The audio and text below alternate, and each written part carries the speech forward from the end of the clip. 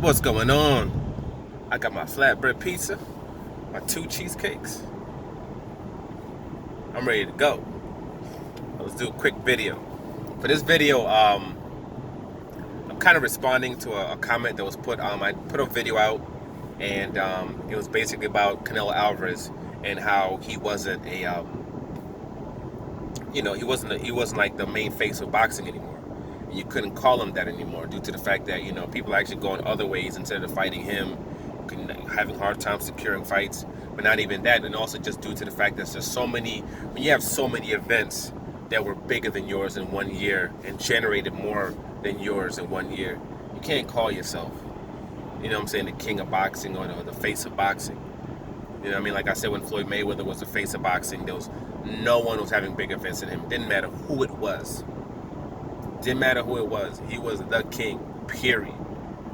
But when you have 4, 5, 6 different events that are doing bigger numbers, then you generating more finances, funds than you, more hyped up than your fight is, then you're not that big. You're not the king of boxing. And a particular commenter said that, hey, Canelo Alvarez, he did 1.2 million views taking on Danny Jacobs. And then he said Earl Spence versus Garcia was on the undercard of Tyson Fury versus Deontay Wilder. And they only did 350,000 pay-per-views. So Canelo's going up against all this stacked card, and hey, you see how he did.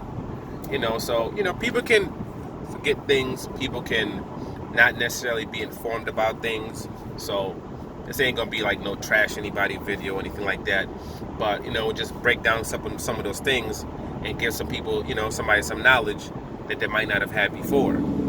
So when it comes down to the whole stacked card thing, first, Earl Spence versus Mikey Garcia was not on any undercards. Earl Spence versus Mikey Garcia was his own fight. They had it in Dallas, and they had 40,000 plus people go to that particular fight. And they did pay-per-view was about over 350,000 plus pay-per-views. And remember, at those pay-per-views, that's at $70 a pop. That's $70 a pop that they paid for that. And obviously they did substantial numbers with the gate as well. Not also, when you're considering merchandise and all those other things that, go on top of that. So that's the number one thing. And that 350,000 people, that's just in the United States. That's viewership that happened in the United States as far as the U.S. pay-per-view. That's not when it talks about actual viewership, people watch the fight. They're not talking about all the other places, whether it be in the UK or all these other places that bought the fight, purchased the fight, and they showed the fight. They're not talking about any of that. They're just talking about in the United States, how many views they had.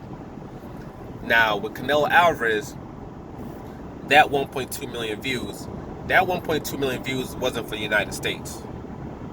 That 1.2 million views was to DAZN subscribers in the entire country. In the entire country. That's the number one thing. Okay? And number two, those were concurrent views. So it wasn't 1.2 million subscribers that watched that fight. It's concurrent views. So the thing is with DAZN, and they say concurrent because with DAZN, it's just like with Netflix. With Netflix, you can stream two different devices at the same time.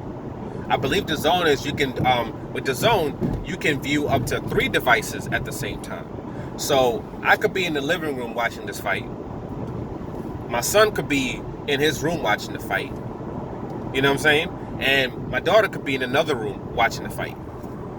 They would count all 3 of those as views. All 3 of those would be considered as each. They counted those as each individual views. That's why they said concurrent, right? That's the number 2 thing. The number 3 thing is you also have to remember when it comes to the financial parts of it. In other parts of the country, when you get DAZN, you still get it free the first month. You don't have to pay anything. And even those that do have to pay, most of them are paying $10 or less. $10 a month, $5 a month or whatever it is for that particular thing. You know, so even when it comes to the finances,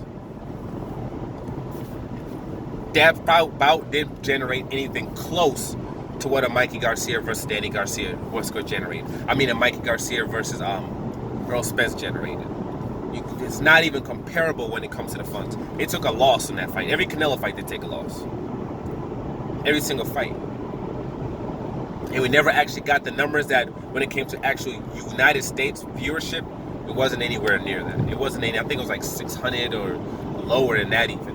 It wasn't anything impressive for a platform like that. And even for worldwide, when you have a platform like DAZN, what are they watching? You have all these people that have DAZN. It's not like there's a lot of things that are happening. So if you have a boxing event, you should be getting a substantial amount of views. You should be getting, especially if you're to quote the face of boxing, you should be getting millions of views on that. 1.2 million views for DAZN? You should be getting substantially more than that if you're quote the face of boxing. But regardless, even with the views that they did have, you have to remember that it's concurrent. That's something that's completely different than actual, you know, let's say a subscriber purchasing that thing. So it was actually nowhere near 1.2 million views. And they never gave the number of the actual amount of subscribers that actually viewed that. Actual subscriber accounts that viewed it. It wasn't anything close to 1.2 million. So that's the difference. You know what I mean? Just putting out a little information out there. And when it came to Wilder versus Fury, again, substantially higher gate than they had. The pay-per-views, $70 a pop. Remember, that's $70 a pop. And you're talking about people that are paying $10 a pop, or not $5 a pop, or paying nothing at all to watch it for that particular month.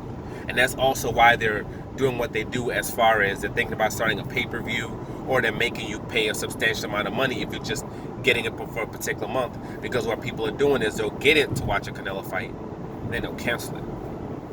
So they'll get it just for that particular month. Then they'll cancel their service after that. You know, so even when you go by the raw numbers, you actually break all those numbers down, and you break down the finances, the funds made from these bouts, when it comes to the gates, when it comes to the viewerships, everything like that. There were still substantially greater events than any Canelo fights last year, than the Canelo versus Danny Jacobs fight. The Manny Pacquiao versus Adrian Broner, Manny Pacquiao versus Keith Thurman, washed it. That fight washed anything Canelo did. That particular fight, Earl Spence versus Mikey, Earl Spence versus Sean Porter, definitely the two Canelo, you know, Fury versus Wilder, two. There's no comparison. You know what I mean? So looking at all that, it's have to go to the same thing that I said before. He's not the face of boxing anymore. He's a great fighter, you know, who's hustling the hell out of DAZN. Like I said before, he's pimping the hell out of DAZN, making a lot of money off of him. And I don't blame him for doing what he's doing, because you got to ride that train, man. Shoot, I'm able to fight low-tier fighters, and they're going to pay me top bank. Yeah, let me not be the top person in boxing for a couple of years. In my later part of my career, in my early 30s, I'll see if I'm stepping up my competition. If I want to, because I might want to retire and chill on my boat, drive my Lambo, my Bugatti Chirons around all day. But for now, like, subscribe, share. I'm out.